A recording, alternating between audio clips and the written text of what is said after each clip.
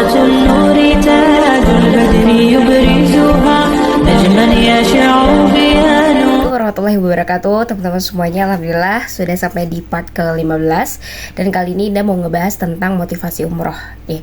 Oke teman-teman, sebelum teman-teman nanti berangkat umroh, teman-teman pastikan motivasinya karena apa. Jadi kalau seandainya teman-teman misalkan motivasinya umroh karena ada tetangga yang sudah pada berangkat, teman-teman satu kompleks sudah pada berangkat semua, teman-teman satu komunitas sudah berangkat semua, kemudian misalkan ngelihat orang-orang di komunitas teman-teman, di circle teman-teman sudah pada berangkat semua, terus ngerasa teman-teman kayak ya aku kok belum berangkat ya gitu. Jadi terus daripada misalkan malu, menahan malu pas bareng mereka gitu, karena lebih baik aku umroh aja misalkan seperti itu.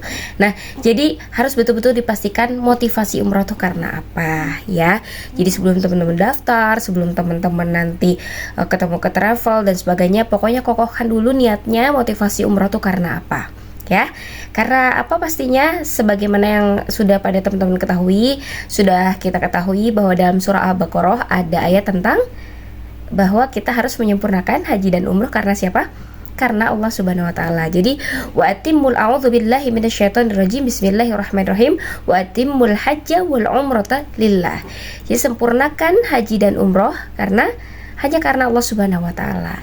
Jadi kalau seandainya teman-teman nanti berangkat, misalkan ya, berangkat dengan uang sendiri atau diberangkatkan dengan oleh orang lain, atau diberangkatkan oleh suami, diberangkatkan oleh mertua, diberangkatkan oleh bos, diberangkatkan oleh perusahaan dan sebagainya, maka tinggalkan dulu itu semua wasilah-wasilah itu, dan yakini teman-teman bahwa motivasi di dalam hati teman-teman semuanya itu umroh dan haji itu karena siapa? Karena Allah Subhanahu wa taala.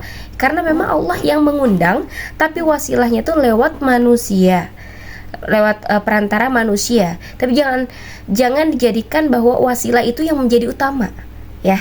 Tapi tetap kita harus mengucapkan terima kasih, berterima kasih kepada yang menjadi wasilah kita, perantara kita untuk menuju Baitullah. Tapi hakikat teman-teman ketika nanti suatu saat ke Baitullah ya, menginjakan kaki di Baitullah, mau berangkat ke Baitullah, maka dipastikan itu karena Allah Subhanahu wa taala yang mengundang teman-teman semuanya ya. Kemudian kita harus dipastikan juga sempurnakan niat haji dan umroh kita tuh karena Allah. Jadi berangkat karena Allah, ibadah karena Allah, sedekah di sana karena Allah. Kemudian aktivitas ibadah, aktivitas apapun nanti yang akan dilaksanakan di Mekah dan di Madinah nanti hanya karena Allah Subhanahu wa taala. Jangan karena ingin misalkan buat bahan konten, buat bahan upload di media sosial. Jangan jadikan hal semua itu yang utama, tapi yang utama itu hanya karena Allah Subhanahu wa taala. Insya Allah kalau seandainya teman-teman itu niatnya karena Allah, maka hal-hal yang berbau dunia insya Allah akan ngikut semua. Sebagaimana yang sudah kita ketahui bahwa dalam hadis dikatakan ya, ada an Umar bin Al-Khattab radhiyallahu anhu, mudah-mudahan saya tidak salah ya hadisnya.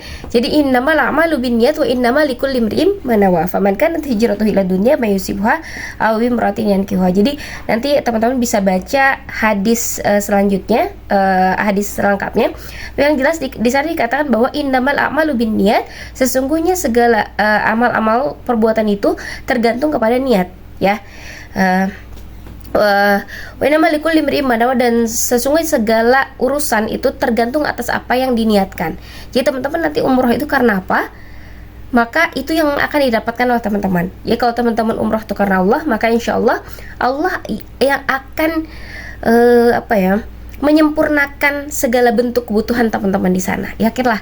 Jadi aku kok nggak punya uang dan sebagainya, yakinlah bahwa karena Allah yang mengundang teman-teman, maka Allah juga yang akan membekali teman-teman mulai dari keberangkatan sampai bahkan nanti kepulangan gitu ya. Dan ini sudah saya rasakan, sudah terbukti, dan bukan hanya saya aja, banyak ratusan jamaah, ribuan jamaah di Indonesia yang merasakan ini semua. Ada bahkan mungkin para jamaah yang merasa bahwa dirinya itu kaya, dirinya punya uang, dirinya yang memberangkatkan umroh, dirinya yang merasa jadi bos, dirinya merasa jadi pimpinan dan sebagainya, yang merasa bahwa ya mereka punya uang, punya kekayaan dan harta, mereka minta fasilitas apapun yang terbaik untuk mereka, tapi niatnya gitu ya, niatnya bisa jadi bukan karena Allah, maka siap-siap akan ada banyak sekali rintangan dan ujian ketika nanti mereka semua itu sampai ke Baitullah. Maka yang mudah-mudahan sebelum teman-teman semua umroh, mudah-mudahan sebelum kita umroh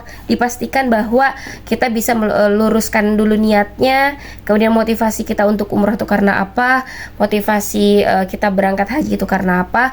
Maka yakinlah insya Allah ketika Allah sudah mengundang kita, sebagaimanapun kita tidak mampu membekali diri kita dengan harta gitu ya, maka insya Allah akan Allah mampukan segalanya.